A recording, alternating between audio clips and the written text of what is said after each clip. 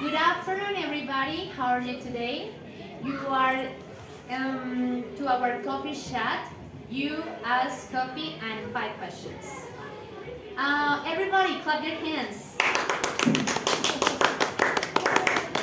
Okay, let's start. Catalina, we have invited you to talk a little about you, of course, and your insights on English learning in our school. So the first question is, can you tell us a little bit about your life experience with English? So some important things that you have had with the learning process and use. As a teacher or as a student? Or both of them? Both of them? Yeah. Well, I have always been in contact with the language because I had the opportunity to study at a bilingual school. So ever since I was a little girl, I've been in touch with the language. And I really like talking to people. I'm a very talkative person. So I didn't want to have any obstacle or barrier when talking to people. So I decided to go in depth in languages. And that's why I studied mother languages. And I became a teacher. So I do it because, well, like I said, first of all, I love talking and communicating and traveling and not having any communication barrier. And then I found to myself as a teacher, and I thought it was just beautiful to see the process when you had somebody whose English is pretty much zero, and you can tell the process, and later in time you can actually see him talking and expressing and communicating, and it's just wonderful. It's a wonderful process. Yeah, it's so wonderful. And for example, how are you connected to the Hora Lagopedis school? Well, I first visited the school at the beginning of this year because I work for the British Council.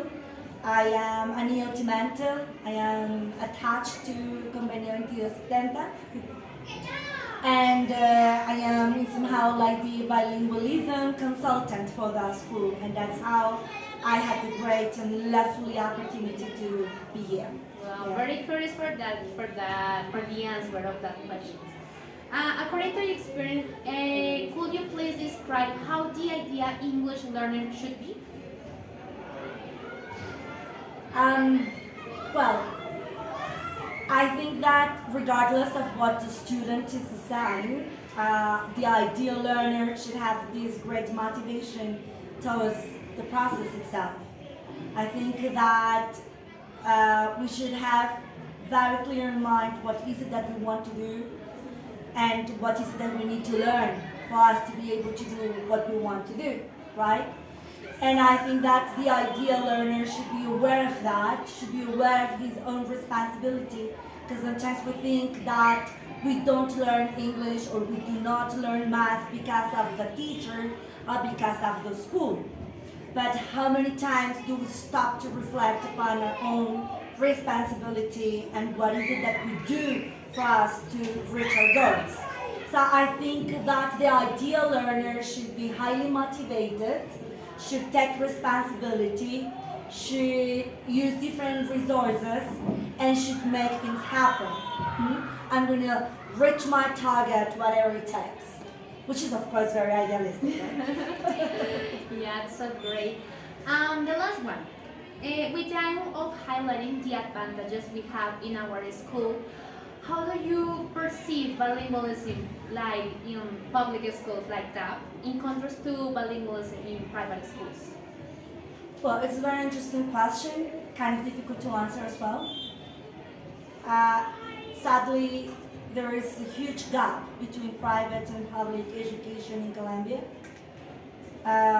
which is unfair on one hand, and on the other hand, I think it's sad as well. I think every student in Colombia should have the right to have access to high quality of education, right? Now, if I compare public education to private education, then of course public education is in great disadvantage. I think it's not a fair, healthy exercise to compare both sectors. But if I talk about the bilingualism process in Deborah Arango compared to other schools, I'd say that it's absolutely remarkable and it's absolutely important for the sector. I think you have become a model, you have set a modeling process. I think that you have told public schools that you can do it regardless of the lack of resources, the population, even the geographical location. I mean, regardless of the whole context, you have shown and you have proved that you can do it, that we can do it.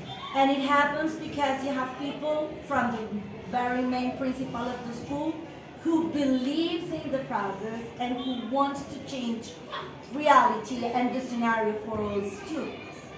Now, Deborah Arango compared to other schools is just way far advanced and ahead of bilingual process. Deborah Arango compared to private schools, it's on the way. It's on the way.